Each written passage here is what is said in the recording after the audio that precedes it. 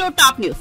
ఒక పక్క అంబేద్కర్, మరో పక్క ఇందిరాగాంధీ, పివి నరసింహారావు, జైపాల్ రెడ్డి విగ్రహాలు ట్యాంక్ బండ్ పరిసరాల్లో ఉన్నాయని, కానీ ఇక్కడ రాజీవ్ గాంధీ విగ్రహం లేని చోటు స్పష్టంగా కనిపిస్తోందని తెలంగాణ ముఖ్యమంత్రి రేవంత్ రెడ్డి అన్నారు. తెలంగాణ సచివాలయం ఎదురుగా గురువారం రాజీవ్ గాంధీ విగ్రహం ఏర్పాటుకు శంకుస్థాపన కార్యక్రమం జరిగింది. ఈ సందర్భంగా ముఖ్యమంత్రి రేవంత్ రెడ్డి మాట్లాడుతూ టెలికాం రంగంలో విప్లవాత్మక మార్పు తెచ్చిన మహానేత రాజీవ్ గాంధీ అని కొనియాడారు. దేశ సమగ్రత కోసం ప్రాణాలు అర్పించిన మహానీయుడు రాజీవ్ గాంధీ అన్నారు. ఆయన విగ్రహం కేవలం జయంతి వర్ధంతులకు దండలు వేసి దండాలు పెట్టడానికి కాదని, మహానుభావుల విగ్రహాలు చూసినప్పుడు వారి స్ఫూర్తితో ముందుకెళ్లాలన్న భావన మనకు కలగాలన్నారు. ఇది చరిత్రలో నిలిచిపోయే సందర్భమన్నారు. సచివాలయం ఎదురుగా రాజీవ్ గాంధీ విగ్రహం ఉన్నన్ని రోజులు ఈ సందర్భం గుర్తుకుంటుందన్నారు. అందరికీ ఆదర్శంగా ఉండే రాజీవ్ గాంధీ విగ్రహాన్ని ఇక్కడ ఏర్పాటు చేయబోతున్నామన్నారు. ఈ రాజీవ్ గాంధీ విగ్రహ ఆవిష్కరణకు సోనియా గాంధీని ఆహ్వానిస్తున్నామని తెలిపారు. అయితే ఆ పక్కన డాక్టర్ బాబాసాహెబ్ అంబేద్కర్, ఇంకొక పక్కన శ్రీమతి ఇందిరాగాంధీ, ఆ పక్కన మాజీ ప్రధానమంత్రి పివి నరసింహారావు గారు, ఇంకా కాస్త ముందుకెళ్తే కీర్తిశేషులు జైపాల్ రెడ్డి గారు, వీళ్ళందరి విగ్రహాలు సమాధులు ఈ ప్రాంతంలో ఉన్నాయి. నేను ముఖ్యమంత్రి అయిన తర్వాత ఈ ప్రాంతంలో పర్యటిస్తున్నప్పుడు వీటన్నిటిని చూసిన తర్వాత ఒక లోటు ఉన్నది. ఆ లోటే శ్రీ రాజీవ్ గాంధీ గారి విగ్రహాన్ని ఇక్కడ పెట్టడం ద్వారా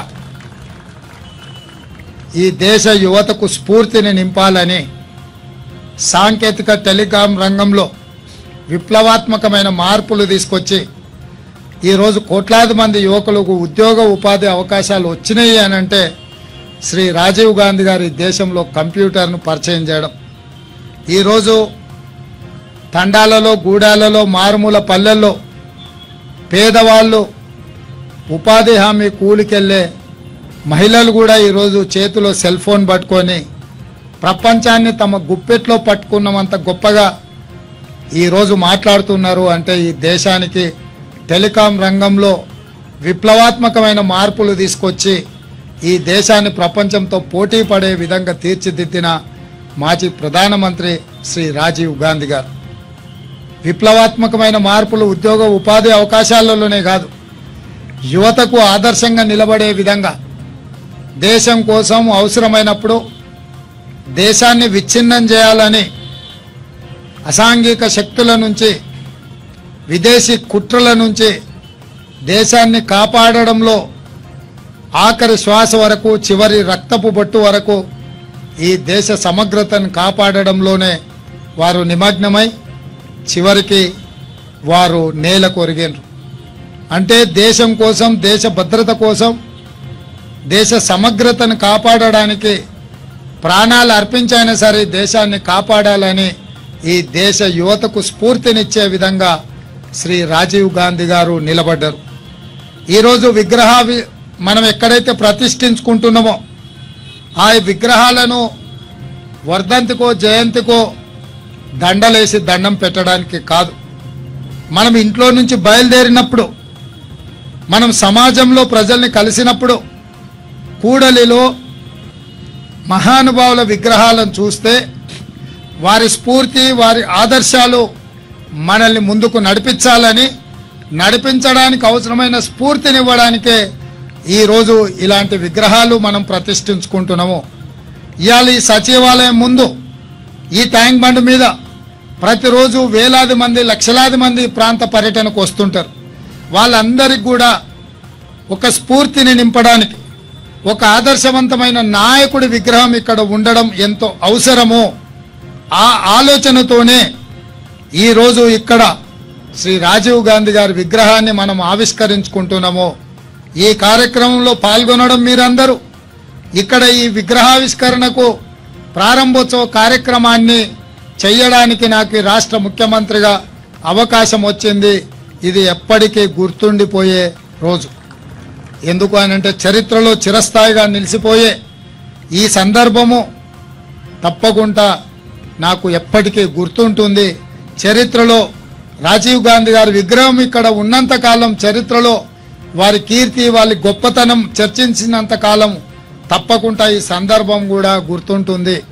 ఆ రోజు సద్భావన యాత్ర సందర్భంగా చార్మినార్ దగ్గర శ్రీ రాజీవ్ గాంధీ గారి యాత్రను ప్రారంభించినప్పుడు అక్కడ ఒక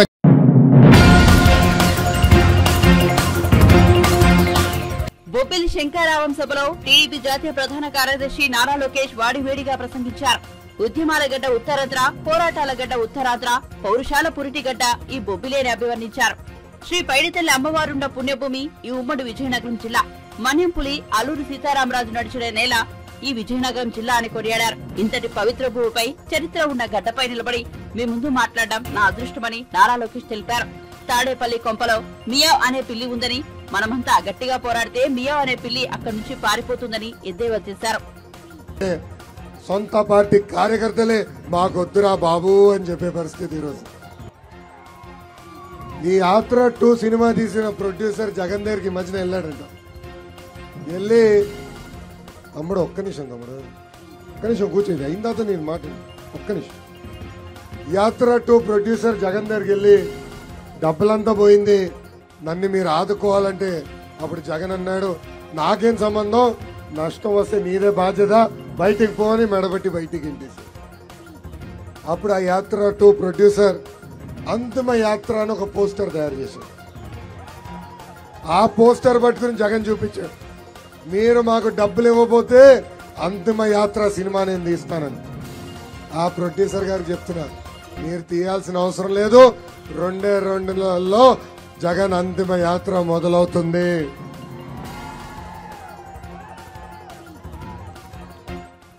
ఎప్పుడైతే ఆ ప్రొడ్యూసర్ చెప్పాడో ఈయన భయపడిపోయి ఎదోడు చేయాలని ప్రభుత్వ భూమి హార్స్లీ హిల్స్ లో అతి ఖరీదైన 2 ఎకరాల ప్రభుత్వ భూమి ఆ ప్రొడ్యూసర్ కి ఈరోజు అప్పగిస్తాం జరిగింది.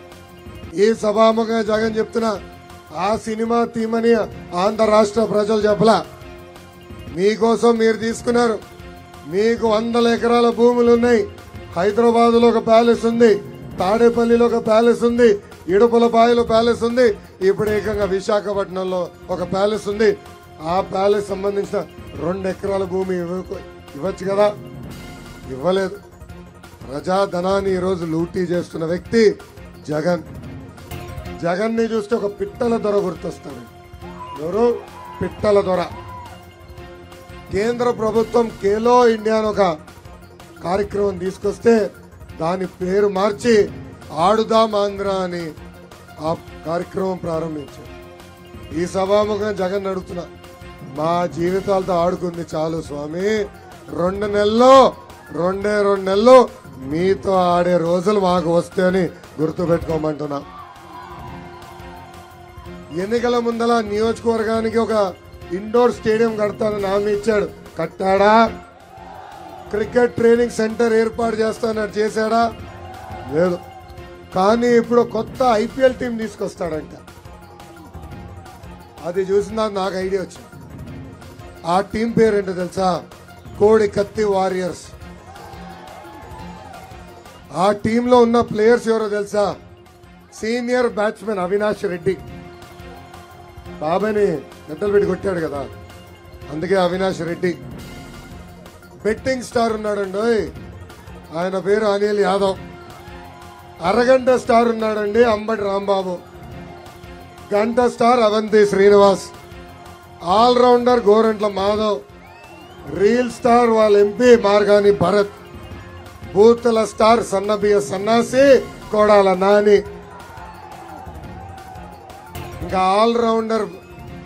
ఇంకా ఆల్రౌండర్ బియ్యపు మధుసూదన్ రెడ్డి. ఎంత అద్భుతంగా ఉంది కదా ఐపీఎల్ టీము, అద్భుతంగా ఉందా? ఎన్నికల ముందల ఏమన్నారు? 25కి 25 ఎంపీలు గెలిపించండి, ఢిల్లీ మెడ వంచి ప్రత్యేక హోదా తీసుకొస్తా ఉన్నారు. ప్రజలు 22 లోక్సభ ఎంపీలు ఇచ్చారు, 9 రాజ్యసభ ఎంపీలు ఇచ్చారు, అంటే 31 ఎంపీలు ప్రత్యేక హోదా తీసుకొచ్చారా అని ప్రజలందరూ ఒక్కసారి ఆలోచించాల్సిన అవసరం. ప్రత్యేక హోదా కాదు కదా, ఆ పార్టీకి చెందిన కొంతమంది ఎంపీలు ఢిల్లీకి వెళ్లి ఆంధ్ర రాష్ట్ర పరువు తీశారు. ఒక ఎంపీ ఏకంగా జిప్ తీసి భారతదేశానికి మొత్తం చూపించేశాడు. ఇంకొక ఎంపీ బాబాయిని లేపేశాడు కదా. సిబిఐలు వస్తే కర్నూలులో ఉన్న ఒక ఆసుపత్రిలో దొంగ దాక్కున్నాడు. ఇంకొక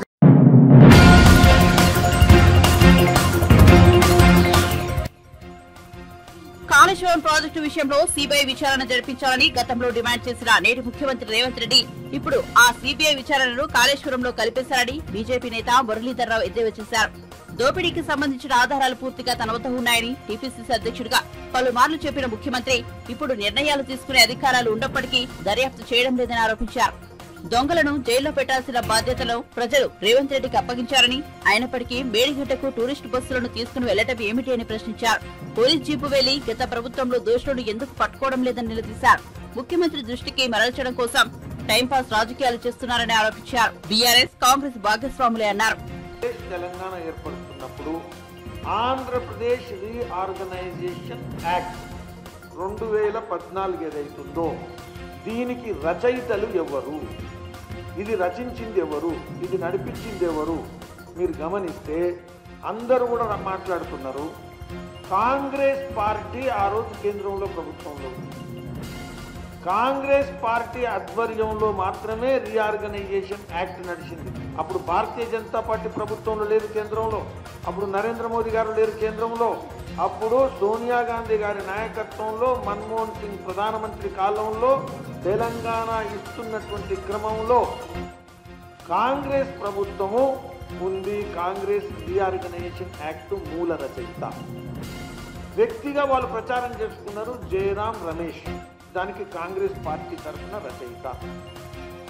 అది సరిగా ఉందా లేదా, తెలంగాణకు అవసరమైనటువంటి విషయాలు వస్తున్నాయా లేవా, ఆ యొక్క పదాలు కానీ శబ్దాల యొక్క కూర్పు కానీ మనకు లక్ష్యాలకు అనుగుణంగా ఉందా లేదా అని వాళ్ళతో కలిసి పనిచేసి చూసినటువంటి తర్వాత క్లెయిమ్ చేసినటువంటి వ్యక్తి కేసీఆర్.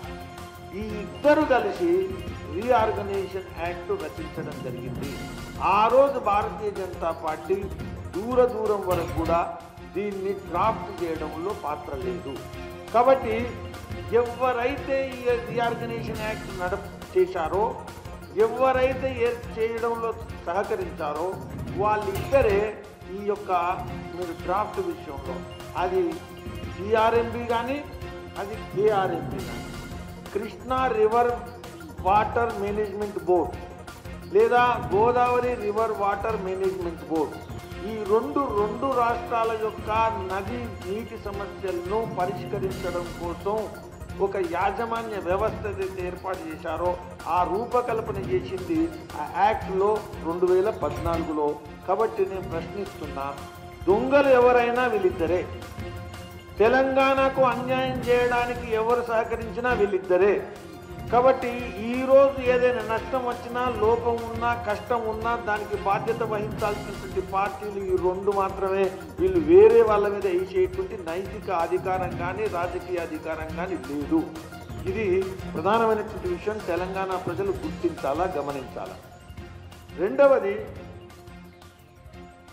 అందులో అడహాక్ అలొకేషన్ ఆఫ్ వాటర్ ఏదైతే ఉందో మనకు తాత్కాలికంగా ఏదైతే వాటర్ ఏదైతే నిర్ణయించడం జరిగిందో చాలామంది మాట్లాడుతున్నారు. అడహాక్ అలొకేషన్ ఆఫ్ వాటర్ ఏదైతే ఉందో ఈ అడహాక్ అలొకేషన్ ఆఫ్ వాటర్ మనకు అన్యాయం జరిగింది. మనకు అన్యాయం జరిగింది.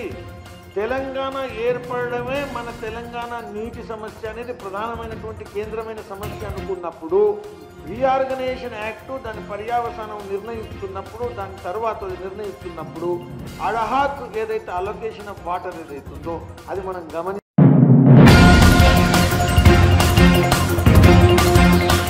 మాజీ మంత్రి బీఆర్ఎస్ ఎమ్మెల్యే హరీష్ రావు ఆసక్తికర వ్యాఖ్యలు చేశారు.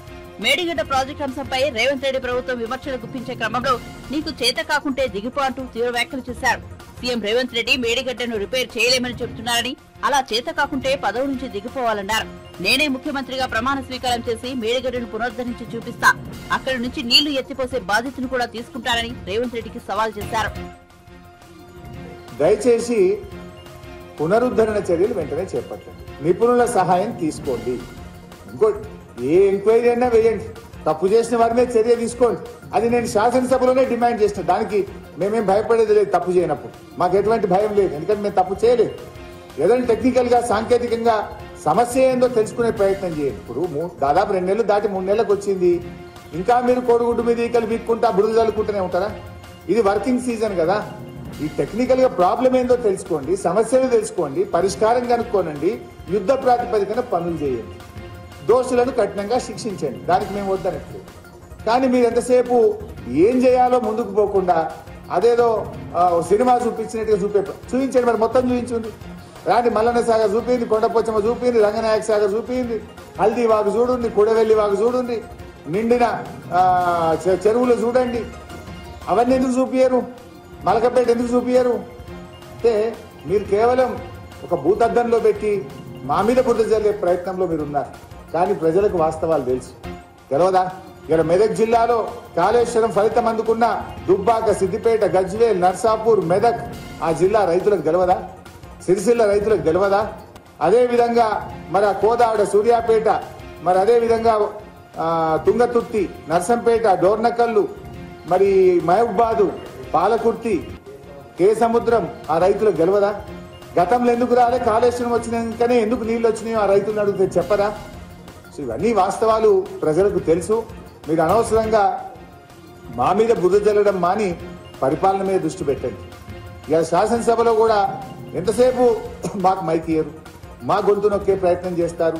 మీరు ఇవాళ దయచేసి మీడియా మిత్రులను కూడా కోరుతున్నా, 39 మంది ఉన్న మాకెంత సమయం ఇచ్చారు, మిగతా పార్టీలకు ఎంత సమయం ఇచ్చారో ఒక్కసారి మీరు ఆలోచించండి.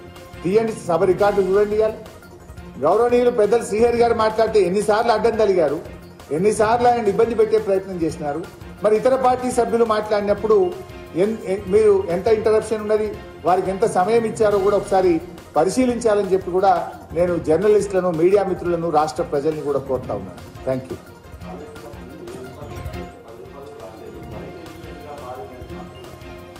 ఇప్పటిదాకా అదే చెప్పినా కదా బైసాబ్. ఇప్పుడు కాళేశ్వరం ఫలితాలు ఏందో చెప్పినా కదా. ఎన్ని జిల్లాలకు త్రాగునీరు వచ్చింది, ఎన్ని చెరువులు నిండినాయి, ఎంత మత్స్య సంపద పెరిగింది, ఎంత పంట పండింది. గతంలో రాష్ట్రంలో 94 లక్షల మెట్రిక్ టన్నుల వడ్లు పండితే ఇవాళ 3 కోట్ల మెట్రిక్ టన్నుల వడ్లు పండినాయి. మ్యాజిక్ చేస్తానో మంత్రం వేస్తానో పంట పండుతుందా? 3 కోట్ల మెట్రిక్ టన్నుల పంట ఎందుకు పండుతుంది? వాళ్ళకి ఏమైందంటే మా ప్రభుత్వానికి మంచి పేరు వచ్చింది కనుక దాని మీద బుర్ర జల్లాలి, ఏదో ఒక రకంగా మాకు ఒక చెడ్డ పేరు తెచ్చి ప్రజల్లో అనుమానాలు కలిగించేటువంటి ఒక దుష్ప్రచారానికి వాళ్ళు పాల్పడతా ఉన్నారు. బట్ నిజం నిలకడ మీకు తెలుస్తుంది. ఇప్పుడు రేపు నీళ్లు రాలేదనుకో, ఇప్పుడేమో ఆల్రెడీ మేము రిజర్వాయర్లు నింపి పెట్టినాం కంటే నీళ్లు ఇప్పుడు యాసంగికి పోతున్నాయి, ఇబ్బంది లేదు. రేపు వచ్చే వానకాలం, వచ్చే యాసంగి నీళ్లు రాలేదనుకో, కేసీఆర్ ఉండగా నీళ్లు వచ్చినాయి ఇప్పుడు ఎందుకు వస్తలేవు అని ప్రజలు ఆలోచించారా? Thank you.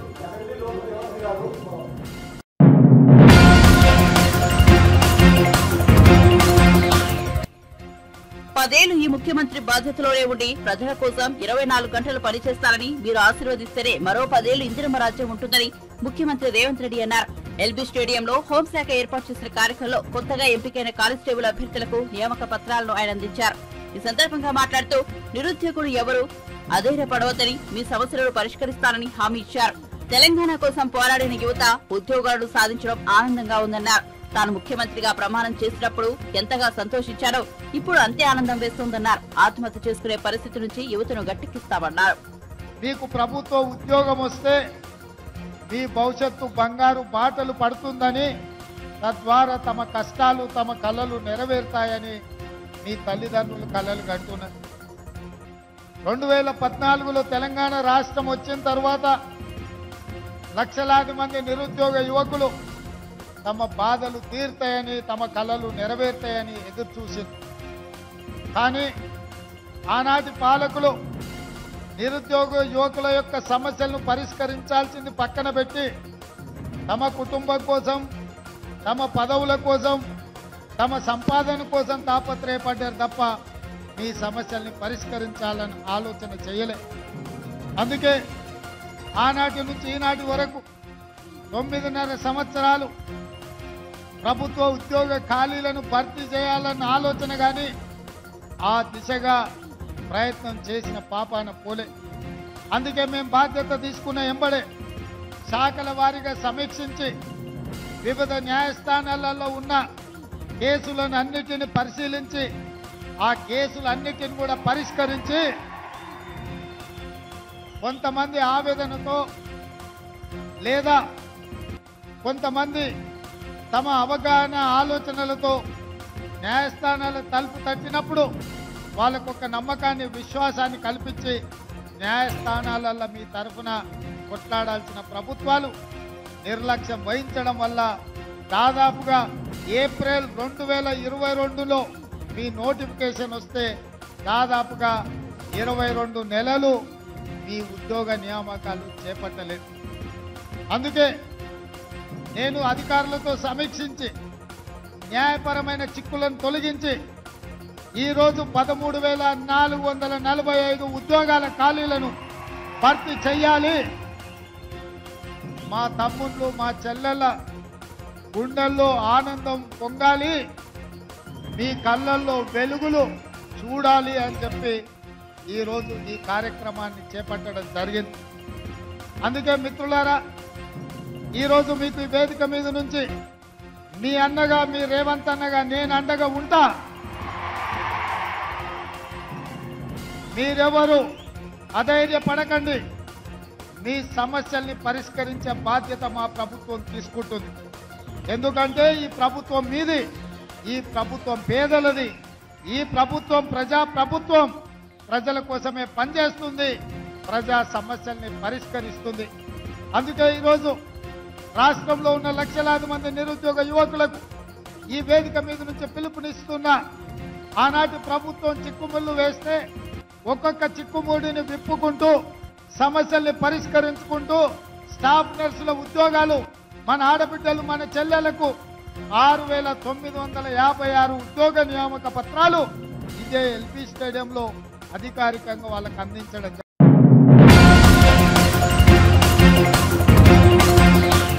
ఏపీలోని గుడివాడ వైసీపీ ఎమ్మెల్యే కొడాలి నాని ప్రతిపక్ష నాయకులపై మరోసారి సెటైర్లు వేశారు.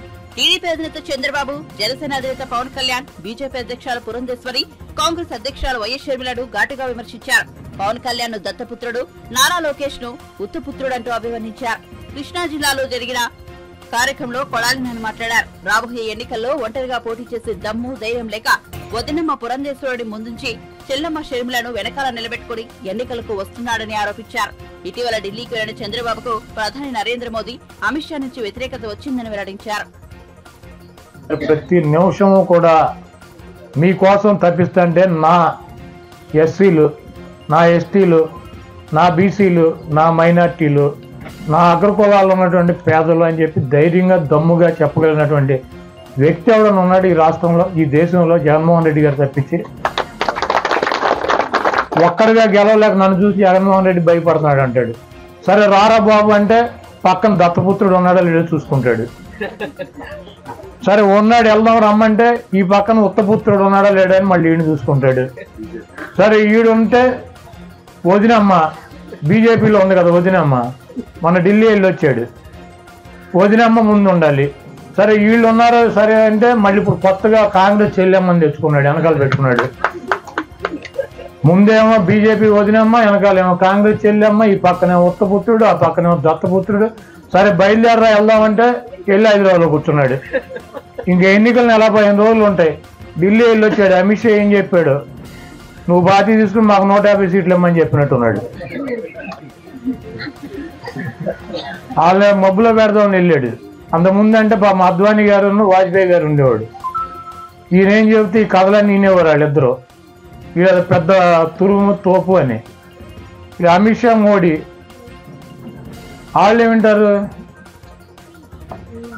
గబుక్కుని రమ్మని కానీ వెళ్ళారు, అదే చెప్పినట్టు ఉన్నారు. 150 సీట్లు మేము పోటీ చేస్తాం, అసెంబ్లీలు ఒక 20 ఎంపీలు మేము చేస్తాం, ఒక 5 ఎంపీలు 40 సీట్లు చేసుకోమని చెప్పినట్టున్నారు. అసలు పిల్లలకు ఇప్పుడు కాదంటే ఒక ప్రాబ్లం, అవునంటే ఒక ప్రాబ్లం.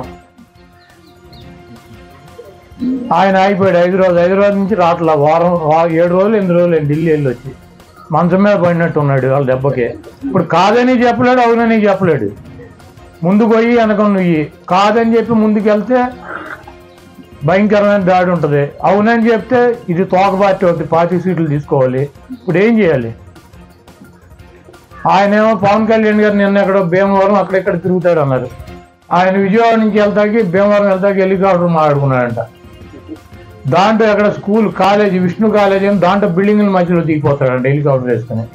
వాళ్ళు ఆర్ఎన్బి వాళ్ళు ఫైర్ వాళ్ళు వెళ్ళి అరే బాబు ఇదేవి రెక్క వెళ్ళి దీనికి అంత తగిలిందంటే ఏదో ఒకటి ప్రమాదం వస్తుంది, మళ్ళీ తర్వాత ప్రభుత్వానికి ఇబ్బంది అవుతుంది, మేము ఏదో చేసామంటారు, కాబట్టి ఇక్కడ కాదు, నువ్వు ఊరు బయట ఎక్కడన్నా దిగి ఊళ్ళోకి రమ్మని చెప్తే కాదు నాకు ఇక్కడే కావాలి, లేకపోతే నేను వెళ్ళను, ఆయన మంగళగిరిలో కూర్చున్నాడు. ఎందుకంటే మీడియా వాళ్ళు అడుగుతారు కదా, ఈయన జనంలోకి వెళ్తే అడుగుతారు మనం ఎన్ని సీట్లు పోటీ చేస్తున్నాం, మనం ఏ సీట్లు పోటీ చేస్తున్నాం, కార్యకర్తలు నాయకులు అడుగుతారు. ఈయన వాళ్ళకి సమాధానం చెప్పలేడు. వీళ్ళు సమాధానం చెప్పాలని ఢిల్లీ వాళ్ళు చెప్పాలి, ఈయన ఎన్ని చేస్తున్నాడు, ఆయన ఎన్ని చేస్తున్నాడు, వాళ్ళు వేసి వీళ్ళకి ఎన్ని ఇస్తున్నారని. కాబట్టి ఇవన్నీ తప్పించుకోవడానికి నిన్నటి నుంచి చూస్తున్నా. పవన్ కళ్యాణ్ గారు అంటే విమానం హెలికాప్టర్ అక్కడ దిగలేదు. విజయవాడ నుంచి భీమవరం వెళ్తాకి ఎంతసేపు పడుతుంది? 1.5 కార్లు వెళ్ళిపోవచ్చు. ఆయన మంగళగిరి నుంచి భీమవరం 1.5 కార్లు వెళ్ళిపోవచ్చు. హెలికాప్టర్ ల్యాండ్ అవుతుంది ఏళ్ళ రేపు భీమవరంలో పోటీ చేసి పద్దాకి భీమవరం వెళ్ళాలంటే ఈయనకి హెలికాప్టర్ ల్యాండింగ్ అయితేనే భీమవరం వెళ్తాడు ఎమ్మెల్యే గారు. కాబట్టి భీమవరం ప్రజలు కూడా ఆలోచించుకోవాలి. హెలికాప్టర్ లేకపోతే మీ ఎమ్మెల్యే గారు అక్కడికి వచ్చేటువంటి పరిస్థితులు, కనీసం ఊరు బయట కూడా దిగడంటే ఊళ్ళోనే బిల్డింగ్ల మీద దిగుతానని చెబుతున్నాడు. కాబట్టి అక్కడ ప్రజలు ఆలోచించుకుంటారు. ఇటువంటి కుట్రలో కుతంత్రాలు బీజేపీ వదినమ్మ, కాంగ్రెస్ చెల్లెమ్మ, ఉత్తపుత్రుడు, దత్తపుత్రుడు, ఒట్టిపోయిన గీతలాగా ఈయన అందరూ కలిసి జగన్మోహన్ రెడ్డి గారి మీద యుద్ధం చేసి ఓడించాలని చెప్పి ప్రయత్నం చేస్తున్నారు. జగన్మోహన్ రెడ్డి గారు ఒకటే చెబుతున్నాడు, పైన ఉన్నటువంటి దేవుడు ఆశీస్సులు, ఇక్కడ ఉన్నటువంటి ప్రజల ఆశీస్సులు, నేను పేద ప్రజలకి మంచి చేశానన్నటువంటి భావిస్తే, మీ కుటుంబాలకి మంచి జరుగుతుందని భావిస్తే నాకు ఓటేయండి, లేకపోతే నాకు వేయొద్దని చెప్పి దమ్ముగా ధైర్యంగా ప్రజలను నమ్ముకుని దేవుని నమ్ముకుని వచ్చేటువంటి వ్యక్తి జగన్మోహన్.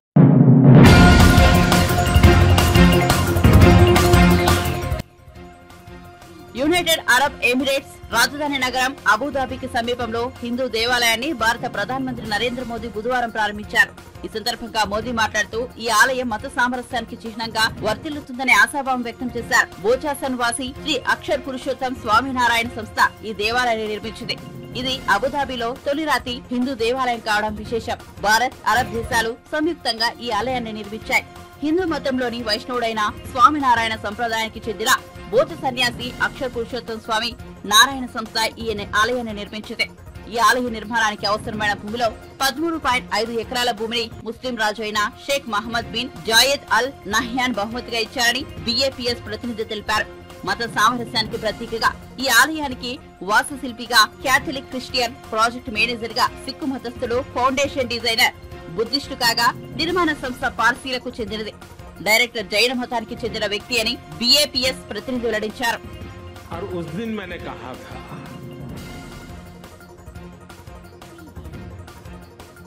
कि गुरु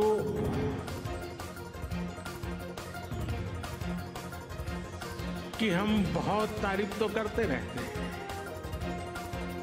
लेकिन कभी सोचा है कि किसी गुरु ने कहा कि यमुना के तट पर अपना भी कोई स्थान हो और शिष्य रूपी प्रमुख स्वामी महाराज ने अपने गुरु की उस इच्छा को परिपूर्ण कर दिया था।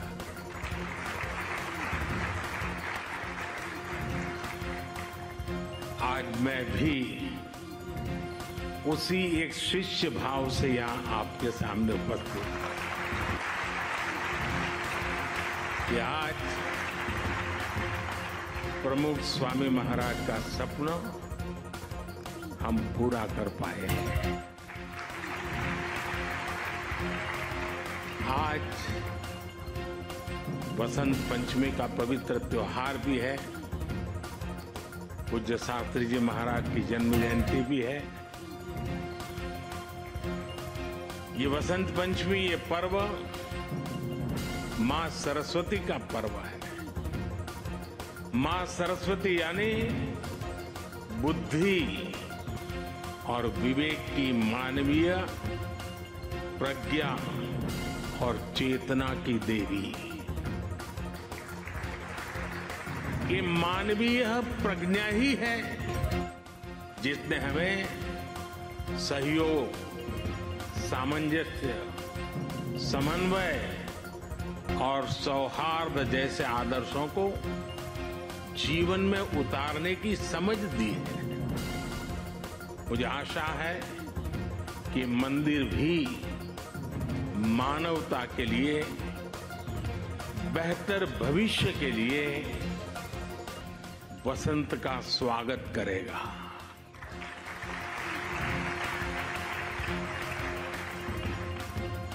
ये मंदिर पूरी दुनिया के लिए सांप्रदायिक सौहार्द और वैश्विक एकता का प्रतीक बनेगा। भाइयों और बहनों, यूएई के minister of tolerance his excellency Sheikh Nahyan Al Mubarak यहां विशेष तौर पर उपस्थित है और उन्होंने भाव भी जो व्यक्त किए, जो बातें हमारे सामने रखी, वो हमारे उन सपनों को मजबूत करने का उनके शब्दों में उन्होंने वर्णन किया है। मैं उनका आभारी हूं। साथियों, इस मंदिर के निर्माण में यूएई की सरकार की जो भूमिका रही, उसकी जितनी तारीफ की जाए उतनी कम है।